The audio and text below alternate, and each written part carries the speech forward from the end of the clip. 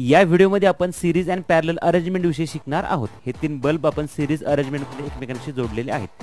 आता मी switch on करतो, बघा बल्ब लागलेत, परंतु ह्याच्यामधला ब्राईटनेस नॉर्मल बल्बपेक्षा खूप कमी आहे, कारण सिरीज कॉम्बिनेशनमध्ये व्होल्टेज ड्रॉप होतं। फॉर एक्झाम्पल, जर सर्किटमधलं व्होल्टेज समजा 30 व्होल्ट असेल तर प्रत्येक बल्बला व्होल्टेज 30पेक्षा कमीच मिळतं।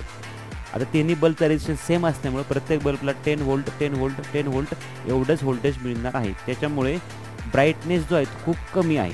आता आपण पॅरलल अरेंजमेंट पाहूया। हे तिन्ही बल्ब एकमेकांशी पॅरलल अरेंजमेंटमध्ये जोडलेले आहेत। जर आता स्विच ऑन केलं तर काय होईल, बल्ब लागलेत आणि त्याचा ब्राईटनेस खूप जास्त आहे, म्हणजेच पॅरलल अरेंजमेंटमध्ये जो ब्राईटनेस आहे तो सिरीज अरेंजमेंटपेक्षा खूप जास्त आहे, कारण पॅरलल अरेंजमेंटमध्ये व्होल्टेज ड्रॉप होत नाही। फॉर एक्झाम्पल, जर सर्किटमधलं व्होल्टेज 30 व्होल्ट असेल तर प्रत्येक बल्बला मिळणारं व्होल्टेज 30 व्होल्ट एवढंच आहे।